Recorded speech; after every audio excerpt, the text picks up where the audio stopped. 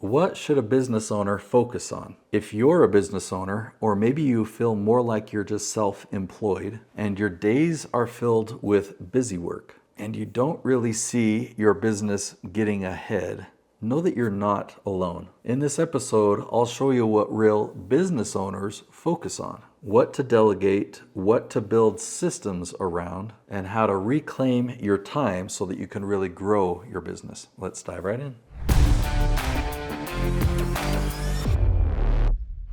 All right, let's talk about the core problem. And unfortunately, it's become a cliche, but this is so critical. So even though you've heard this phrase before, we're going to really think about it, okay? So it's the concept of working on your business versus working in it.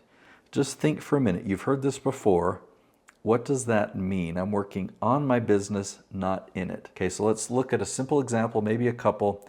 If you're a restaurant owner, maybe you're a pizza chef, okay? If you're the one making the pizzas all the time, then you're working in your business all the time, you're not working on it. So how would that same restaurant owner work on his business? Well, maybe there's a certain way to make the dough and you document that. You can create a system for it. You can systematize and organize all the ingredients so that you can train somebody to make the dough the exact way that it needs to be made. Or how do you spread the dough or twirl the dough? How do you add the pizza sauce? When you're working on the business, you're really focusing on how do I get more pizzas made? How do I make sure my pizzas are made quality and delivered to the clients? How do I make sure that I have more customers? So you're thinking about the business and how to make the business work better, deliver more, serve the customers more, and be more profitable. If you're a dentist, and your time is spent drilling and filling teeth, you're working in the business. But if you're increasing your marketing efforts, if you're bringing in new people and new staff, you're making improvements to your messaging or anything like that, you're working on the business. So working on your business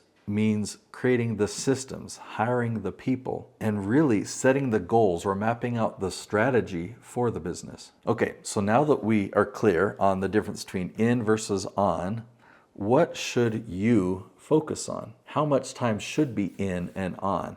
And you might say, well, doesn't that mean I should focus 100% of my time working on the business? That's not very realistic, and you're not going to be very successful if you're not in the trenches. Now, there's exceptions, right? I mean, you could own a McDonald's and never set foot inside it, but the systems have been refined and perfected. It's a franchise. It's built that way. That's what you're buying. So you're not a business owner. You're an investor, right? You purchase this McDonald's franchise. So you might never need to put on the uniform and work inside of that McDonald's. In that case, yes, you are 100% a business owner, but I'm betting that your business isn't there yet. And that's okay. I'm not there yet. I'm not a 100% business owner. I'm still being filmed on camera. I still do the sales conversations. I still map out the strategy for all of my clients. So there's several hats that I wear. Out of 100 hats, I probably still wear 10 of them. For several of those 10 hats, I'm working in the business, and for the rest of those, I'm working on the business. Okay, enough theory. Let's get into tactical. Like, what could you actually focus on that's going to help your business grow? What is a bottleneck? Okay, so if there is some type of a system of where a lead comes in and what they experience, or even after the sale, what steps does your team take your clients through? Okay, look at your systems and where are the holdups? Where is most time being wasted, or where are people waiting for things? Or in the case of lead generation or sales, where is the biggest drop off in conversions? Okay, so let's look at that one a little closer. You might have a video on YouTube that generates a certain number of views. What percentage of those people go to your website to get your free gift? And of the people that land on that page, what percentage actually put their information in and become a lead? And of those leads, what percentage of those people do you have a conversation with? And of all those conversations, how many people actually purchase from you? Right? So you've got all these checkpoints all along the way. Where's the biggest drop off? Typically start at the beginning. And when you find that first drop off, focus on it for a bit. What can you do to decrease the drop-off? What can you do to increase the conversion rate? What can you do to really work on and optimize that bottleneck? then move on to the next one. If there's some that seem to be working pretty well or moving smoothly, that's a big bottleneck for you. And working on bottlenecks is something that's very, very important for you to do. Now, hiring is a great way that you could take some of these hats off and assign other people.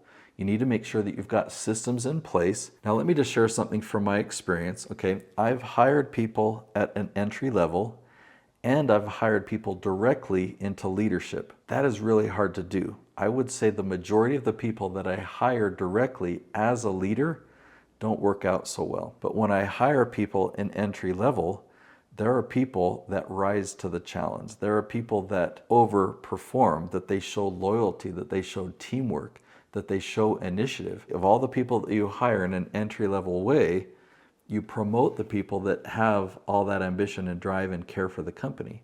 They want the company to succeed. They take initiative. They've got their other team members' backs. The people that I've promoted to leadership do a lot better in most cases than people that I've hired for leadership. Now, I've got some homework for you.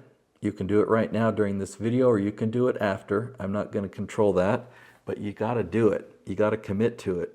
This will transform your business, but you got to commit to do it even before you hear what it is, because you're going to think it's so simple and you're going to put it off. Okay, here's what it is. You can use a piece of paper, or you can use your phone and type out a list, or you can whatever resource, Google Doc, whatever. You've got to list out every single task that you do throughout the week, whether it's checking your email, whether it's sending out texts, whether it's Zoom calls, whether it's video, whether it's this or that, or rolling out the pizza dough, whatever it is, list out every single task. You're going to do a lot of different things with this list.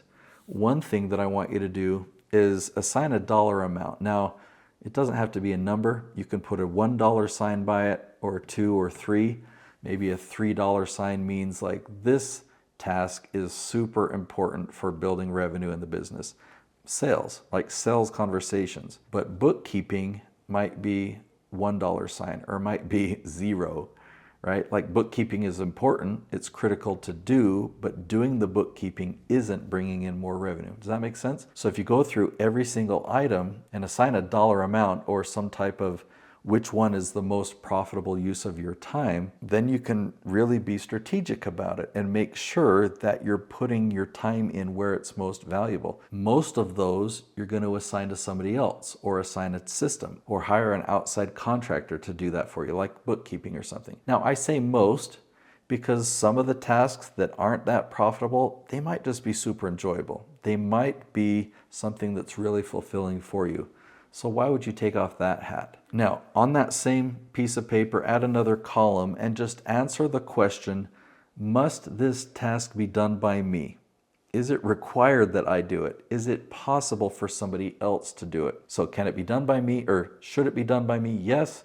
Or can it be done by somebody else? Put a no, or however you want to answer that. Just note that on every single item. And you can make a plan to build systems so you can hire other people to do some of these other tasks. Now, I'm going to do something different for the rest of this video. I'm going to discuss some real scenarios, okay? So instead of just talking theory and concept, let's look at a few different scenarios that we can really learn from and hopefully apply it even better. And so the setting or the scenario is that you're reacting instead of following a plan, okay? Okay, so scenario number 1, this person says, I was supposed to work on a nurture sequence today, but I ended up handling a client issue and editing a late video myself. Okay, so I get that. You had intentions to work on your business, but yet some fires started and you had to put out those fires. What if there is a client issue and you've got to deal with it, right? Your clients need to be taken care of, right? Or if you realize that a video needed to be edited because it's going out tonight or tomorrow morning, like, isn't that important? Well, what you need to do next, as soon as you put out these 2 fires, because yeah, they need to be taken care of, you need to figure out what systems do I need to put in place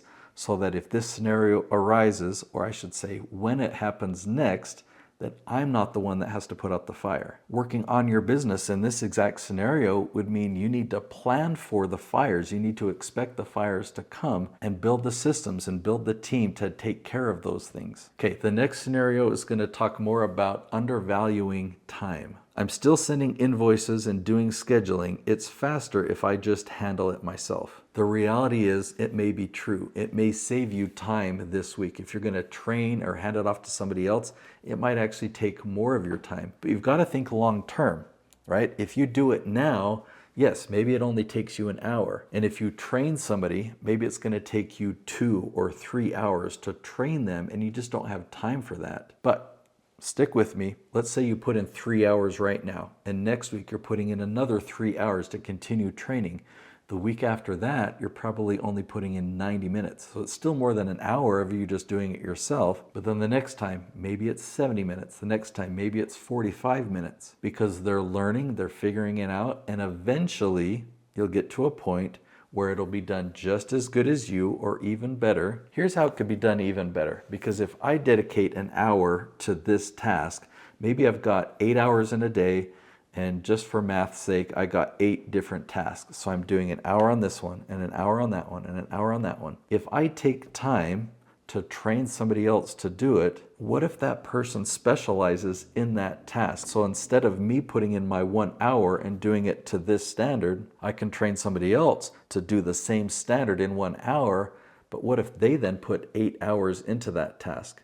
They'll be able to do it way better than you ever could in 1 hour. The third scenario is the concept of you being the only one that can deliver. My clients expect me on the coaching calls. I can't delegate that. Well, coaching is super high value. If there's one thing that you're having a hard time delegating, let it be the coaching. Keep doing that. But there are certainly ways to scale without lowering the quality. You can use your past clients as ambassadors. Now, it works so well. Yeah, your clients do want to have you on the call, and you should be on the call sometimes. But other times you could have these ambassadors or past clients, they can take a call. You can hire them to do this. And because they've been where the new people are, and these ambassadors have been through your program, they'll give testimonials about how great it is to be in this program. That can actually work really well and do just as good a job as you. I also want to give you a recommendation to do asynchronous communication instead of live coaching most of the time. So live coaching means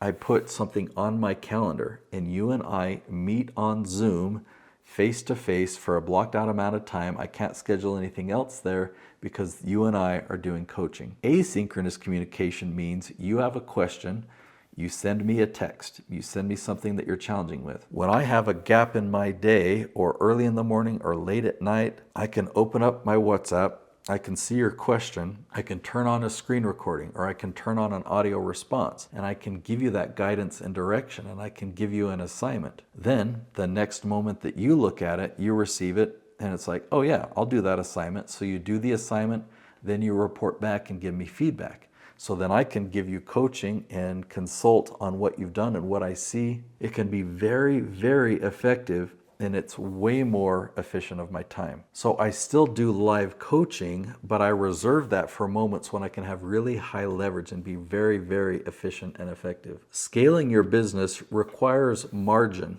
And if you're putting all of your time into $20 an hour tasks, you don't have margin there, so you can't scale. So freeing up your time allows you to grow, it allows you to systematize and work on your business more, and it puts your business in the right place that you will actually be able to scale. Now, when you have an efficient working business, that's when you can really focus on building your authority. Now, what I mean by that is I want you to be positioned as the go-to authority in your niche. Like you are the top person. You're the top person on Google, YouTube, ChatGPT. When you're ready for that step, perhaps it's now, I want you to watch this video right here and learn what is authority marketing.